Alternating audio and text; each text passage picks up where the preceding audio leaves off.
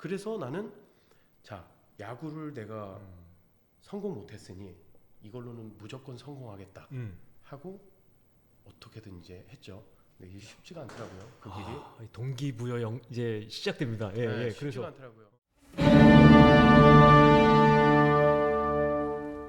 그래서 그 OST로도 잘 될 줄 알았는데 잘 됐어요 실제로. 네네. 너무 잘 될 수 있었는데 이 회사와의 또 어떤 그 말도 안 되는 여러 가지 지금 이제 말씀을 못 드리는데 여러분들이 상상하는 것보다 훨씬 더 큰 아픔이 있었어요. 그래서 겨우 어떻게 좀 잘 해가지고 계약 해지를 하고 나왔어요. 네. 나와서 와, 나 진짜 큰일 날 뻔했다. 나 정말 죽을 뻔했다. 하고 있는데 어떤 사람을 또 알게 돼요. 또 그 사람도 지인이랑 같이 노래 부르고 있는데 그 지인 아는 형이었어.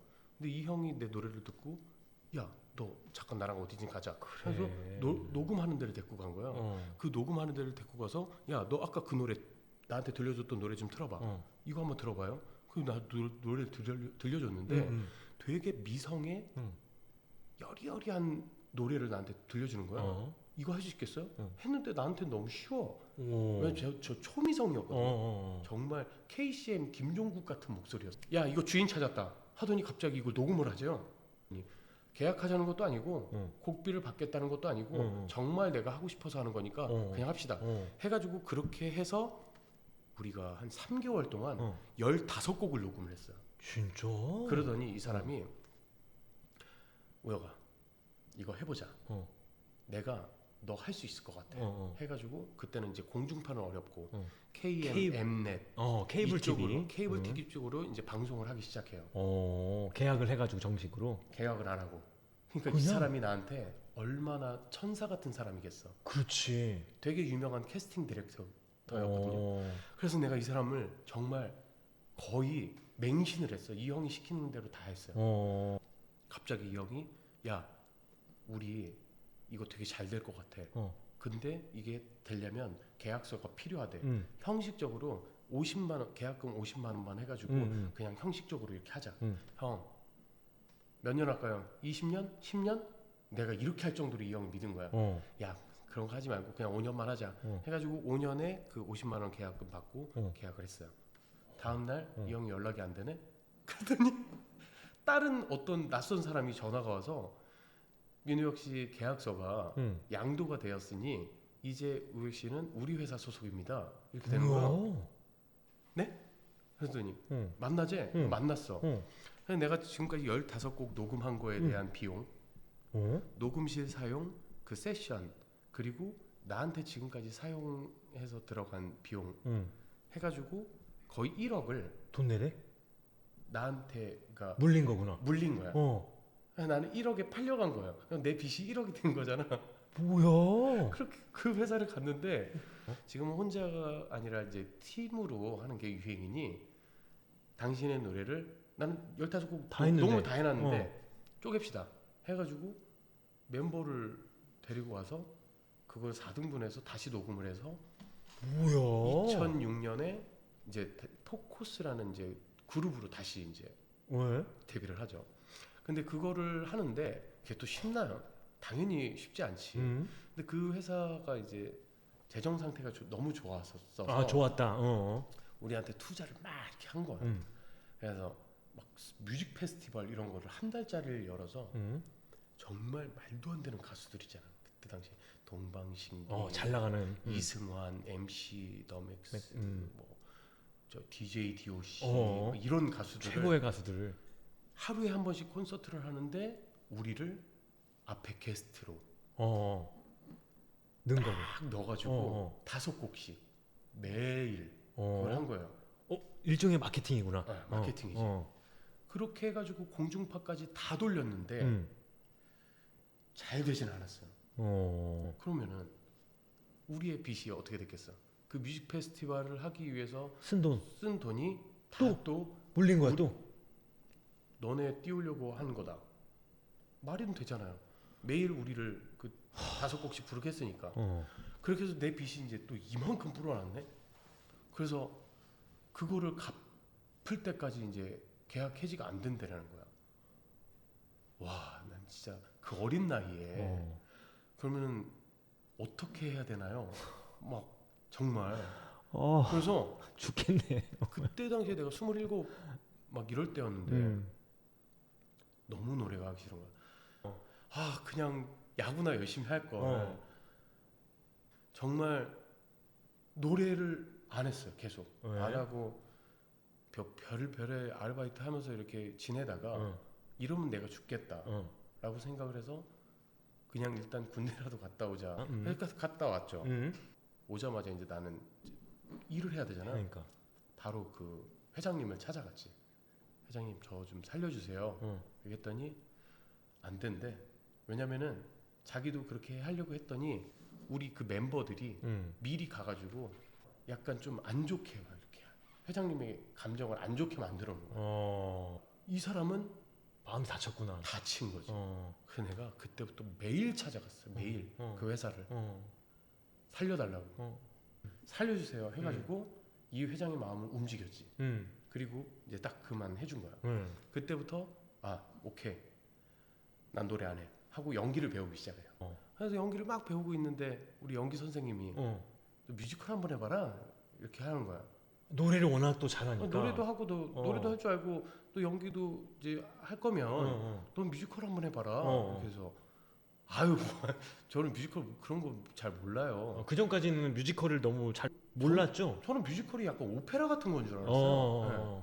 본 적도 없고 그런 장르가 되게 어려운 걸로 생각해요. 나랑은 관계가 없다. 약간 이렇게. 무조건 전공을 해야 되고 아는 노래들이 있어도 막 오페라 유령, 레미제라블 막 이렇게 막 클래식적인 발성을 해야 되고 저는 완전 그냥 가요 발성의 미성.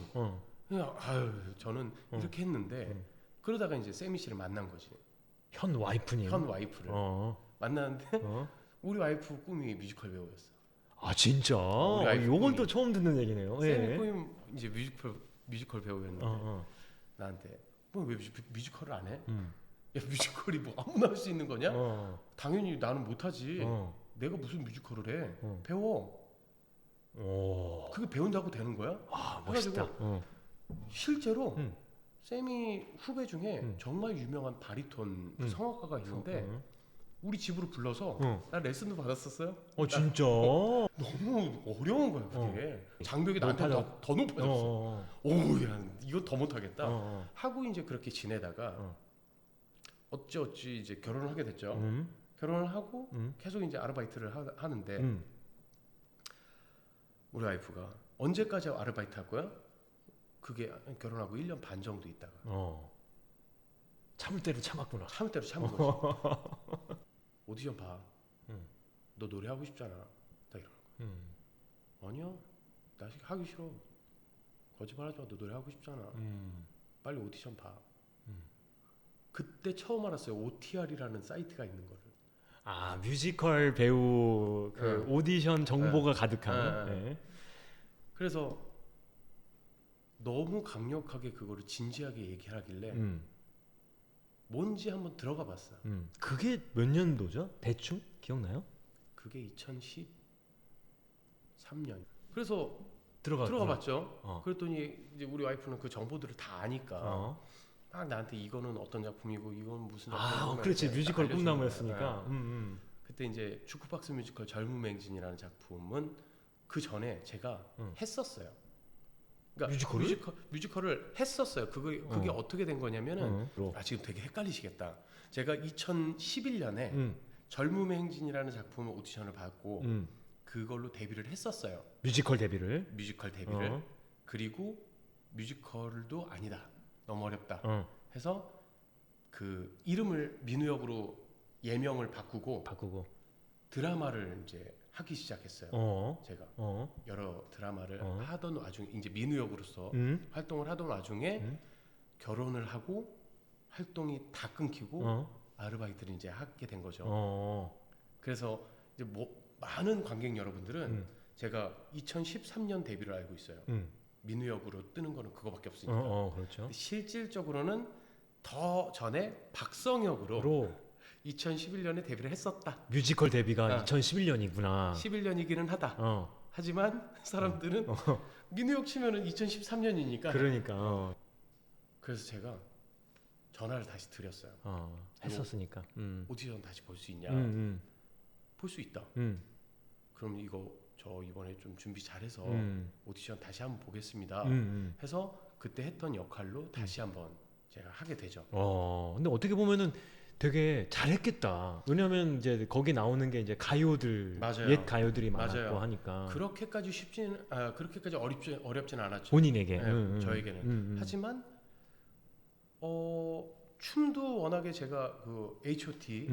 그 춤도 제가 연습도 많이 했었고 그랬기 때문에 저한테는 정말 맞는 많이 준비가 알게 모르게 되어 있었구나. 되어 있었어. 그래서 그 작품에 한정돼서는 나름 뭐 할 수 있었다.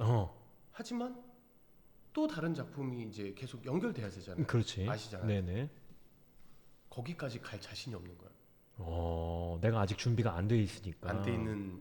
네. 겁도 나고 좀 잘 모르기도 하고. 실제로 뭐 오디션 보면 다 떨어지기도 하고 그때 당시에 뭐 대극장 쪽으로 가면은 제가 볼 수 있는 거는 다 앙상블이었는데 다 떨어지는 거예요. 뭐 지났으니까 하는 얘기지만 어떤 걸 봤나요 그때? 그때 당시에 미녀는 괴로워 뭐 이런 거 있잖아요. 네네네. 네. 창작. 그런 거 오디션을 봤는데 다 안 되고. 그 쇼노트에서 현 쇼노트. 네, 현 쇼노트에서 미녀는 괴로워를 딱 올리는데 이거 유튜브니까 괜찮죠? 괜찮아. 그때 당시에 미녀는 괴로워에 앙상블이 되면은 페이가 좋더라. 이런 얘기를 들었어요. 왜냐면은 공연 기간도 좀 되고 비공식적으로 들었다. 비공식적으로. 그래서 배우들 사이에서는 야 이거 들어가면은 꽤나 좋은 대우를 받아. 이 얘기를 내가 들은 거야. 그러니까 작품성이고 뭐 이런 게 아니라 나는 지금 당시 그냥 이게 돼야 된다. 돈이 필요하니까. 그래? 해가지고 정말 열심히 준비해서 오디션 봤어요. 근데 지금 그 쇼노트에 제가 정말 존경하는 이사님이 계시는데 그분이 저한테 따로 불러서 방으로 그 우혁 씨 오디션 너무너무 이렇게 잘 준비해 와서 너무 감사한데 저희가 뽑기가 참 애매하다. 그러니까 우혁 씨가 지금 키가 너무 크셔서 이게 앙상블이 조화를 이루어야 되는데 너무 조화롭지가 않다. 그렇다고 우리가 주조연으로 뽑자니 경력도 없고 뭐 그 정도의 실력도 아니고 솔직히 얘기해서 믿고 맡기기에는 데이터가 너무 없기도 하고 좀 이번에는 힘들 것 같다. 하지만 내가 지금 해줄 수 있는 얘기는 너무너무 발전 가능성이 크니 잘 준비를 해서 정말 멋있는 뮤지컬 배우가 돼줬으면 좋겠다. 라는 얘기를 해줬어요. 그분도 너무 멋지다. 그냥 어떻게 보면 뭐 쓱 하고 넘길 수 있는데 그렇게 그죠? 얘기를 해주고. 실제로 작년에 그분이랑 만났어요. 그분이랑 만나서 좋은 인연이면 한번 쓱 실명 한번 거론해 주세요. 그래요. 뭐. 그래요? 네, 그럼요. 쇼노트의 이명혁 이사님 아세요? 저는 개인적으로 모릅니다. 네, 저는 이제 그분이랑 아직도 그분이 이제 쇼노트에서 꽤나 영향력 있는 위치에서 이렇게 하시는 거 보면서 제가 작년에 그분 딱 만나서 이 얘기를 들었어요. 눈물이 났겠네. 제가 덕분에 이 자리까지 오게 됐다고. 그렇게 그때 말씀해 주셔서 너무 감사하다고. 영상 편지 한번 하십시오. 그분 보실 수도 있으니까. 아니 뭐 이렇게 얘기했는데 뭐. 뭐 어쨌든 그분이 계셨기 때문에 이제 오늘날의 민우역이 또 있을 수 있다. 맞아요. 너무 닭살 돋는데 동기부여 영상으로 충분합니다. 이거. 사실 뮤지컬 배우도 쉽지 않잖아요. 그렇죠. 무대에서 정말 좋은 작품 만나고 내가 어떤 뭐 작품도 물론 잘 되고 내가 맡은 캐릭터도 사랑받고 잘 해결됐을 때 우리가 행복한 거지. 이게 막히는 순간들이 솔직히 한두 번 오는 것도 아니고. 맞아. 이게 고비야. 이게 해결되지 않으면은 물론 무대 위에서는 아닌 척 하지만 얼마나 고통스러워요. 맞아요. 속 많이 타죠. 저는요 커튼콜 때 그 박수 받는 것조차도 정말 무서울 때가 많아요. 솔직히 어떤 면으로? 내가 아직 해결하지 못한 부분들이 있는데 박수를 받아도 되나? 뭐 이런 것들 있잖아요. 이게 떳떳한 박수, 이게 떳떳하나? 내가 떳떳해도 되나? 뭐 이런 것들. 뭐 좋은 얘기다. 저는 그래서 그건 아무래도 민우혁 배우가 내 역할에 대해서 또 이 작품에 대한 책임감 그리고 또 완벽하게 또 가장 최고의 것을 보여주고 싶은 어떤 대중 그렇죠. 관객들을 위한 마음이 굉장히 높기 때문에 그런 것 같아요. 그렇죠. 아니 그러니까 이게 왜냐면 그러니까 저는 이제 동기부여가 사실은 처음에도 얘기했듯이 내가 노래를 하니까 사람들이 좋아하네. 내가 멋있나? 내가 막 나만 보면 좋은가? 어렸을 때는 약간 그런 자뻑이 있었던 것 같아요. 그래서 나의 멋짐을 세상에 좀 알리자. 좀 이랬던 것 같아요. 뮤지컬 레미제라블을 딱 만나고 그거를 나는 2015년에 앙졸라 역을 막 이렇게 할 때 사람들이 나한테 배우님의 연기를 보고 또 이 작품을 통해서 내가 진짜 인생을 다시 살아야 되겠다라는 용기를 얻었다. 희망을 받았다. 맞아, 우리 팬 이런 얘기를 그렇지. 되게 많이 듣잖아요. 네, 맞아요. 그때 내가 처음으로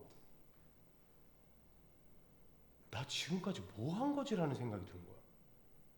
그러니까 제가 지금 이제 민우혁 배우 얘기를 들어서 이제 제가 느낀 거는 그러니까 그런 거죠. 그러니까 예를 들면은 지금까지는 나 자신을 위해서 또 내 멋에 의해서 무대에 서고 노래를 하거나 그렇게 했는데 작품을 이해하지 않고 그냥 외워서 한 거죠. 그냥 어떻게 하면 좀 뭐 멋있게 이렇게 그러니까 대사 잘하고 멜로디 피치 안 떨어지고 뭐 테크닉적으로 너무 기술적으로 껍데기로만 계속 나는 연구를 했던 거야. 근데 그런 피드백 이후로 완전 나는 너무 창피한 거야 이게. 그래서 배우로서 어떤 일종의 책임감 같은 거를 갖기 시작해서 사명감 사명감을 딱 갖기 시작한 게 2015년부터. 그래서 그때부터 제가 하는 역할들과 연기들이 달라지기 시작했어요. 배우로서. 배우가 된 시점이구나 어떻게 보면. 그러니까 그런 이유에서 그런지 이게 다 모든 순간들이 소중해지는 거죠.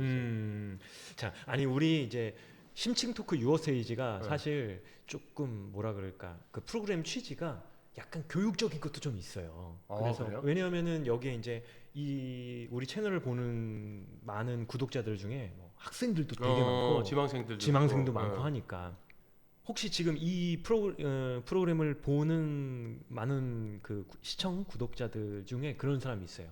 직장인들.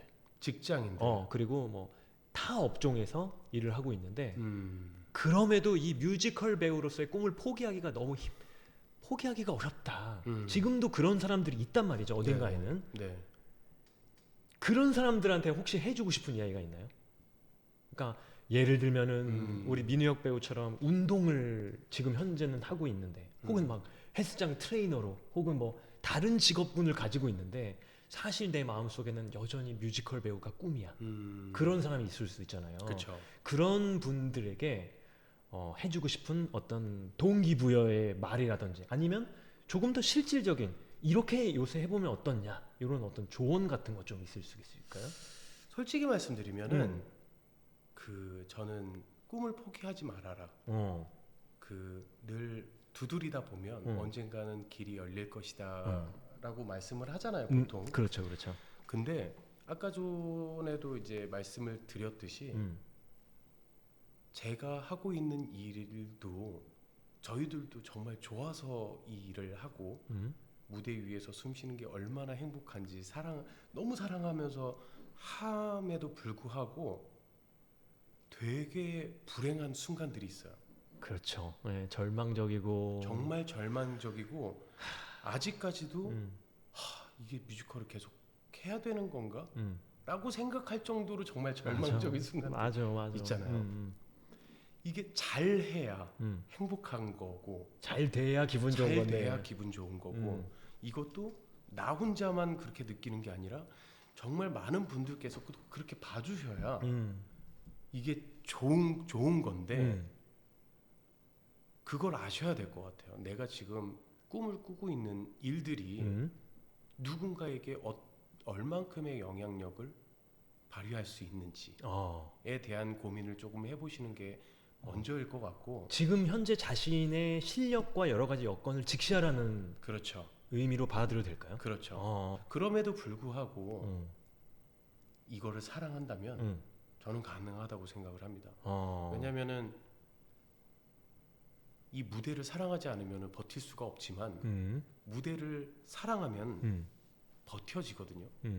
버티면은 좋은 말이다. 버티면은 이 버티다 보면은 정말 많은 시련과 많은 절망과 그 실패들이 다 쌓이고 어떻게 하면 덜 아프게 실패하고 어떻게 하면 조금 덜 실패하고 이런 것들을 계속 배워나가잖아요. 몸으로 체득하고. 그럼에도 불구하고 사랑하는 마음이 있으면 더 연습하게 되거든요.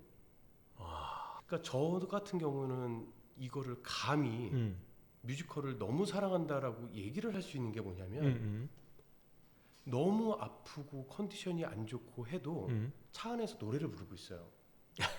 맞다. 맞아요. 그게 뭐냐면 좋은 거야. 아파가지고 하고 있는 것보다 노래를 불러 때가 더 좋은 거예요. 그럼에도 불구하고 그리고 어떻게 해서든 막 귀찮고 외우기 싫고 우리 외우는 게 숙제잖아. 그렇죠. 너무 하기 싫어 죽겠는데 외우고 있어요. 계속 외우고 있고 흥얼대고 있고 어떻게 해서든 이거를 하려고 하고 있어요. 그냥 시도 때도 없이 이런 나의 태도를 보고 나는 진짜 미쳐 있구나 라는 생각이 들 정도로 사랑을 해야 저는 가능하다고 생각합니다. 그럼 일단 민우혁 배우의 조언은 이런 것 같습니다. 먼저 내가 진짜 이 뮤지컬을 진짜 사랑하는지 한번 맞아요. 들여다봐야 된다. 네.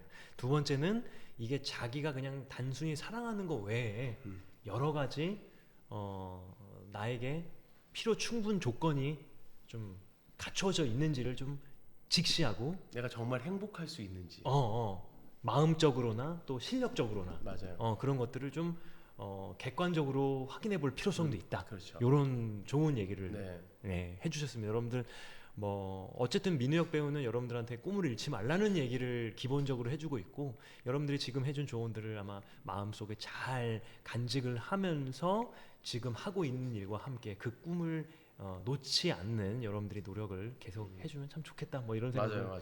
가져봅니다. 요새 내가 뮤지컬이든 어떤 방송에서든 노래를 할 때 나는 이렇게 노래하려고 노력한다. 자신만의 어떤 노하우, 비법 이런 거 좀 공개해 줄 수 있나요?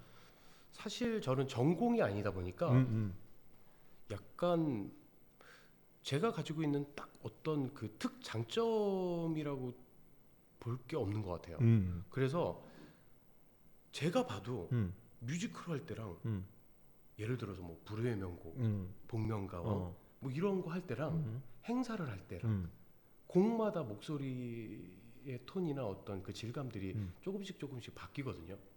그건 너무 다재다능해서 그런 거지. 그러니까 다재다능하다기보다 그 어떤 나의 기준을 가지고 이렇게 노래를 한다기보다 그 상황의 분위기에 맞는. 그래서 저는 이제 제자들한테도 가르칠 때 톤을 신경 쓰지 말고 호흡을 해라.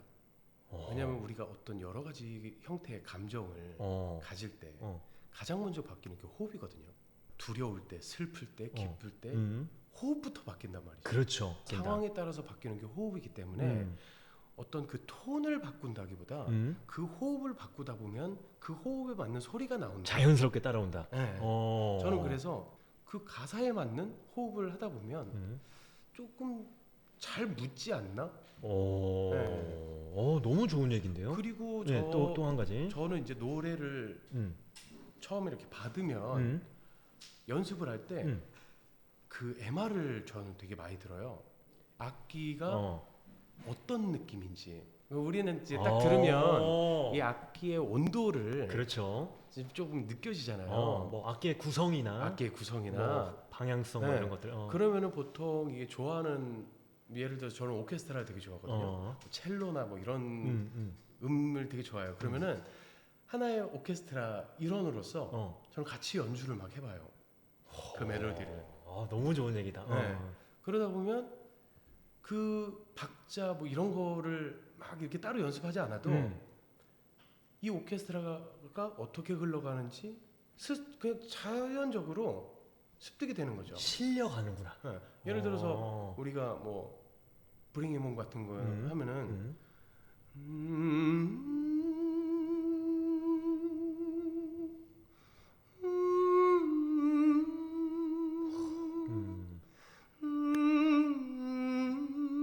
이런 식으로 계속 그냥 연주를 하는 거예요. 그냥. 네, 그냥 연주를 하면서 좀 그 왜 이 악기와 이런 편곡을 했는지 또 우리가 느낄 수 있고. 네.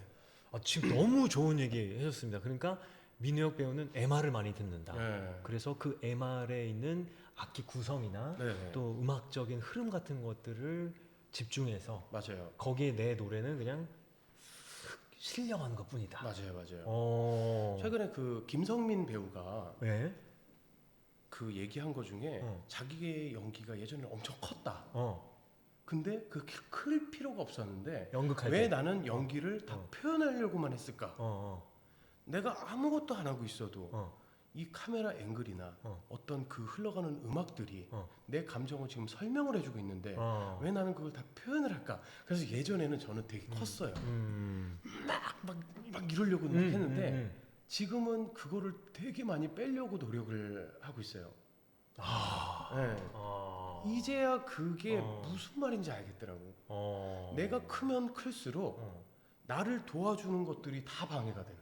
네네네. 뭔지 알죠? 음악도 그렇죠. 음악도. 네. 음악도 좋은 노래일수록 완성도가 있는 노래일수록 맞아요. 이미 사운드에서 오케스트라나 여러 가지들이 다 앙상블이나 받쳐주고 있기 때문에 맞아요. 굳이 내가 그걸 극적으로만 맞아.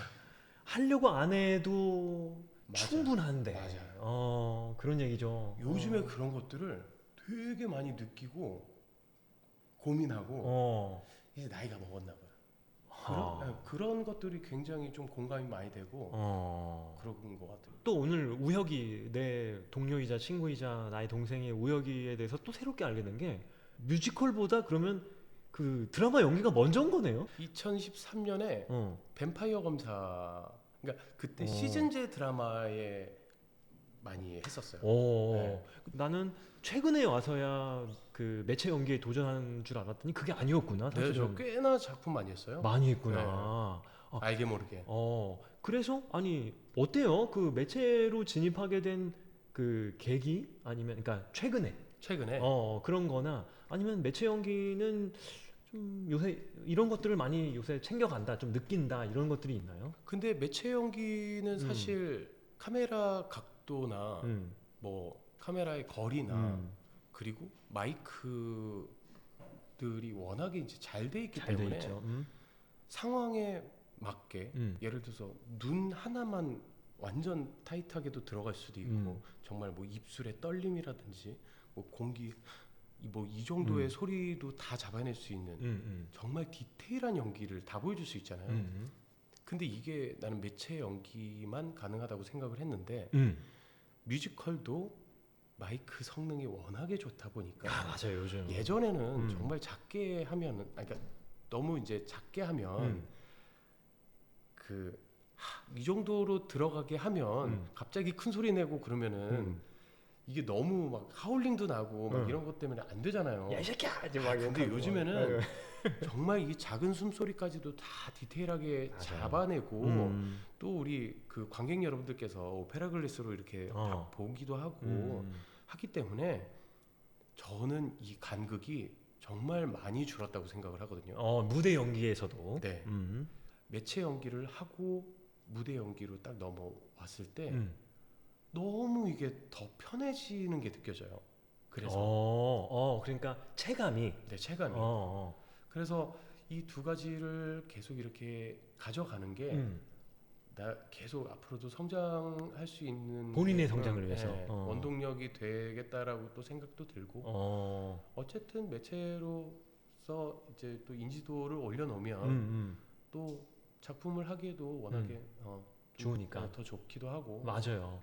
물론 그 배우한테는 굉장히 중요한 게 그 유동성인 것 같긴 해요. 맞아요. 상대 배우가 되게 큰 연기를 하고 있는데, 큰 호흡의 연기를 하고 있는데 뭐 그게 아니라고 해서 나 혼자 또 막 이렇게 작은 연기를 하면은 뭔가 조화로움이 없어지고 또 오감이 없잖아요. 그러면 결국은 서로 에너지가 주고받음이 있으면서 거기서 뭔가 접점과 또 공감대를 형성을 해야 되는데 내가 이거 나는 이렇게 생각해 이러고 이쪽은 또 나는 이렇게 생각해 이러면서 각자 또 딴 거 하고 있으면 그거는 사실 커뮤니케이션 안 되니까. 하지만 민우혁 배우의 말을 제가 듣고 잠깐 생각해 보니까 결국은 어떤 디테일함과 그런 매체에서의 어떤 그런 작은 호흡까지도 우리가 캐치를 해놓으면 그 유동성의 범위나 속도가 굉장히 빨라지고 상대를 이해하고 이용하는데 훨씬 지혜로워진다. 그렇죠. 예, 그런 또 노하우가 생기기도 하겠네요. 그렇죠. 그리고 뮤지컬은 우리가 한두 달 정도로 완벽하게 이렇게 연습이 된 상태에서 이제 무대에 올리니까 티키타카가 준비가 되는데 매체는 그런 게 없거든요. 그죠. 그래서 함부로 내가 뮤지컬에서 했듯이 연습을 해갖고 가잖아요. 난리 나요. 상대방 그 선배님들이 연기를 이렇게 안 하시는데 나 혼자 내가 준비한 대로 하면은 바보가 되거든요. 맞아. 네. 그래서 이제 저는 매체 연기를 좀 이렇게 너무 재밌는 게 여기서 딱 하다가 또 여기 와서 또 좀 유동성 있게 이렇게 할 수 있는 여유가 좀 생기기도 하고. 또 최근에 제가 연극 작품을 몇 개를 봤는데 요새 연극 작품에서는 또 자연스럽게 마이크를 착용하는 게 되게 일반화되고 있기도 하더라고요. 왜냐면 연기하는 그 연기자들의 연기적 패턴이 굉장히 세밀화되고 있고 또 세밀화되는 것들을 무대에서 펼치려면은 또 본의 아니게 혹은 어떤 또 지향점을 가지고 마이크를 차야만 하는 그런 일들이 많이 발생되고 있기 때문에 요즘 연극 소극장임에도 불구하고 마이크를 많이 차는 것들을 볼 수가 있었는데 그런 것들은 단순히 연극적인 어떤 형식에서 벗어난다라기보다는 어떤 추세 또 어떤 조금 더 그 어떤 감성의 표현이 세밀화되고 있는 과정 속에서 나타나는 어떤 변화인 것 같기도 하네요. 예. 좋습니다. 사실 이렇게 오늘 민우혁 배우랑 이야기를 하기 전에 녹화 전에 우혁아 이제 또 어떤 거 준비되고 있어 이렇게 물어봤는데 또 특별한 프로젝트를 또 준비하고 있으시다고요. 만약에 나간다면 여러분들이 지금 다 알고 있을 건데요. 네. 이게 보이스 오브 햄릿이라는 작품이고 네. 저 처음 듣는데 뭐 아직 못 들어갔지만 좀 간략하게 설명을 해주신다면 네, 이게 지금 그 락 콘서트 형식의 1인극 뮤지컬이고요. 와, 1인 뮤지컬은 쉽지 않은데. 쉽지 않죠. 그래서 너무너무 지금 저도 기대가 되고 두려운 상태예요. 두렵고. 약간 저도 아무 정보가 없어요. 아직까지 받지를 못했으니까 정확한 대본이나 뭐 이런 가사들이 계속 수정되고 있어가지고. 창작인가요? 이게 지금 라이센스 같아요. 왜냐면 음악은 있거든요. 음악은 들어봤나요? 네, 음악은 다 들어봤는데. 이야, 음악이 정말 제가 한 번도 해보지 않은 그러니까 완전 락이에요. 완전 락. 라이브로. 100% 라이브. 그래서 무대 위에 저랑 밴드밖에 없어요. 아니 이건 절대 부정적인 건 아니지만 만약 상업적인 흥행에서 조금 안 된다 치더라도 만약 배우 민우혁한테는 엄청난 도전이죠. 도전과 계기가 될 것 같다는 생각이 드는데요. 그렇죠. 왜냐하면 저는 정말 많은 도움을 받으면서 여기까지 왔거든요. 제가 집중력이 그렇게 길지 않아요. 순간 집중력이 좋은 거지. 그 집중력을 오랫동안 끌고 가진 못해요. 그게 저의 장점이자 또 단점인데 그래서 보통 배우들은 극장에 일찍 와서 딱 집중하고 있잖아요. 근데 아시죠? 전 무대 위에서만 집중하고 나오는 순간 바로 그냥 박성혁이 되고 무대에선 민우혁이 되고 아시죠? 알죠. 저는 그 집중력이 길지 못한단 말이죠. 그래서 저는 집중력이 떨어지려고 하면은 상대방의 집중력을 봐요. 그리고 다시 집중해요. 좋은 의미로 그걸 이용하는구나. 근데 이거는 오로지 그냥 저 혼자 무대 위에서 혼자 처음부터 해내니까. 끝까지 다 해내야 되는 거라 저에게는 정말 큰 도전이에요. 그렇겠네요. 네. 그리고 쉬는 시간 없이 노래하고 대사하고 또 노래하고 대사하고 이게 지금 넘버가 솔로로 불러야 되는 것만 15곡이거든요. 말하면서 연기하면서 감정 표현하면서 노래만 15개.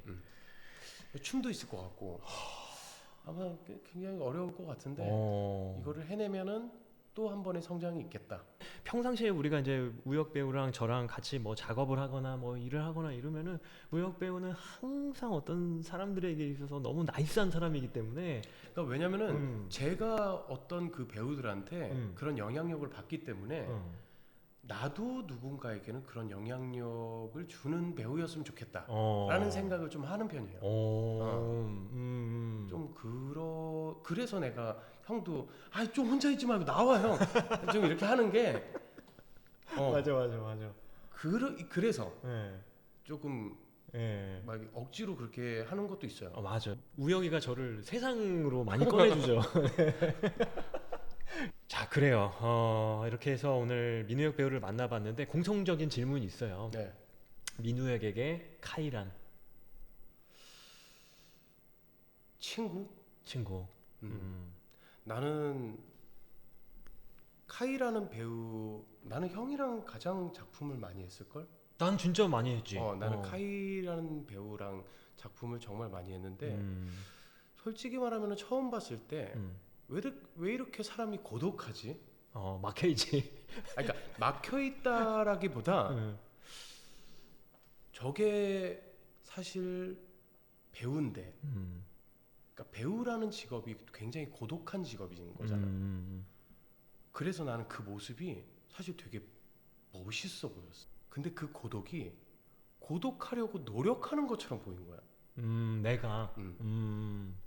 그러니까 형이 예전에는 뭐 덩치도 크고 성악했을 때는 근데 그것도 살을 빼고 막 이런 과정들이 다 배우가 되기 위한 정말 나의 어떤 그 혹독하게 나를 지금 몰아붙이고 지금 조각을 하고 있구나.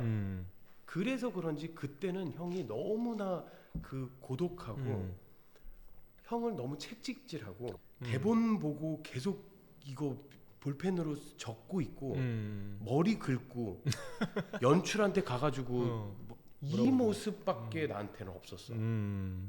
그래서 와 정말 지독하다. 저렇게 해야 되는 건가? 아니야. 그러니까 나는 그랬어. 후회돼. 저렇게 해야 되는 건가라고 생각할 정도로 너무 자기 자신을 채찍질을 하길래 내가 먼저 다가간 거야. 맞아. 형, 좀 숨 좀 쉬어. 숨 좀 쉬어. 하고 내가 먼저 다가갔는데 원래 형의 성품이 안 그런 거야. 그러니까 원래 처음에는 그런 사람인 줄 알았는데 고독하려고 노력을 하는 거구나. 배우가 되려고 채찍질을 하는 거구나로 이제 바뀐 거지. 내가 봤을 때는 그런 모습들이 나한테도 되게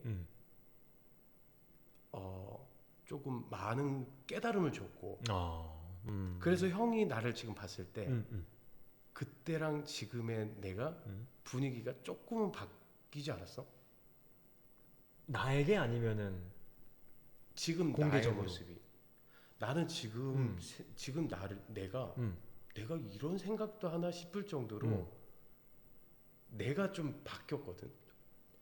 30대와 40대가 되면서 내가 되게 많이 바뀌었어. 생각과 어떤 그런 것들이 좀 많이 바뀌었어. 그거를 되게 많은 배우들이 자극을 줬는데 그 중에 형이 되게 많은 자극을 나한테 되게 많이 줬어. 진짜. 형의 출발 지점과 나의 출발 지점이 조금은 다를지 모르겠지만 되게 같이 이렇게 걸어왔다. 맞아. 맞아요. 같이 걸어왔다. 그래서 되게 친구 되게 친구 뭐 어떤 동료 뭐 이런 것보다 그냥 친구다. 맞아. 친구라는 말이 조금 더 따뜻하잖아. 맞아. 난 너무 마음에 드는데. 항상 나는 처음부터 민우혁이라는 배우의 잠재력이라고 얘기하기도, 왜냐하면 잠자고 있지 않았기 때문에 항상 민우혁의 그 에너지와 능력은 최대치이고 늘 그걸 갱신해왔었지 잠재되어 있는 능력은 아니었어. 나는 내가 봤을 때는. 그렇기 때문에 너무 훌륭한 배우이자 인간이라고 나는 늘 생각을 해왔기 때문에 또 오늘날의 민우혁이 있고 또 앞으로가 더 기대가 된다, 이런 생각을 많이 합니다. 자, 마지막 질문입니다. 마지막 질문이에요, 진짜. 네. 예. 민우혁에게 무대란? 원동력? 삶의 원동력. 내 삶의 원동력. 내가 제일 힘들 때 제일 힘을 주는 게 무대인 것 같아. 컨디션 좋을 때 누가 못해? 그지? 컨디션 좋을 때는 막 다 오케이지. 다 오케이야. 근데 컨디션이 너무 안 좋은데 무대에 딱 올라가 걱정이 되죠. 어떡하지? 이 컨디션으로 진짜 오늘 어떻게 하지? 했는데 베스트는 아니지만 내가 그 어떻게든 해야 되겠다라는 게 그 관객들한테 전해졌을 때 그 마음이면 충분해 하고 막 이렇게 박수를 쳐주면은 갑자기 하나도 안 아프고 그 정원이 누나가 맨날 얘기하는 거 있잖아요. 어쩜 이렇게 막 아프던 게 갑자기 싹 낫고 감기도 안 걸리고 막 이렇게 얘기하는 게 정말 그냥 하는 말이 아니라 그게 그냥 진짜 힘이 돼가지고 마지막쯤에는 내 컨디션으로 돌아와요. 원래 컨디션으로. 나 지금부터 다시 할 수 있을 것 같은데 막 이런 생각이 들 때가 많아. 맞아. 그런 거 보면 야 정말 지금 쉬고 있잖아요. 네. 힘이 없어요. 그래, 아프다니까. 놀면 아파. 재미도 없고 힘도 없고. 맞아요. 맨날 차에서 노래 부르는데 그래요. 무대에 있을 때가 정말 얼마나 행복한지 그저 늘 깨닫고. 하지만 우리가 이렇게 쉼이 필요하죠. 그렇죠. 재정비하고 또 뭐가 중요한지 다시 한번 또 고민해보고 또 다른 모습도 보여줘야 되니까 에너지도 채우고. 네. 또 다른 것들도 또 이런 고민도 해야 네. 또 우리가 한 스텝 받는 거니까. 그렇죠. 또 그러고 있습니다. 네. 너무 좋습니다. 오늘 민우혁 배우랑 참 장시간 이야기를 나눴는데요. 뭐 저는 종종 뭐 밥을 먹거나 또 술을 한 잔 마시거나 하면서 우혁이에게 이런저런 걸 물어보곤 해요. 맞아요. 왜냐면 내가 가지지 못한 능력을 민우혁 배우가 너무 많이 가졌고 보여주고 있고. 마찬가지예요. 제가 가지지 못한 걸 형이 그렇죠. 예. 그래서 제가 처음에 동기부여 영상을 보듯이 민우혁을 본다라는 말이 과장이 아니라 진짜로 그럴 때가 있어요. 작품 하면서도 또 레미제라블을 오래 하면서도 우혁이한테 많은 얘기도 듣고 또 핀잔도 듣고 형 그러지 마 약간 이런 얘기도 듣고 했지만은 저는 그런 것들이 저에게 있어서 너무나 큰 자산이자 또 경험으로 자리 잡았던 것 같습니다. 너무나 아픈 순간에도 노래를 부르고 있더라는 민우혁 배우의 오늘 이야기가 정말 제 가슴을 강타했는데요. 앞으로도 정말 어떤 상황에서도 또 어떤 역할 내에서 어떤 무대에서도 가장 빛나는 모습을 보여줄 민우혁 배우 여러분들 많이 사랑해 주시고요.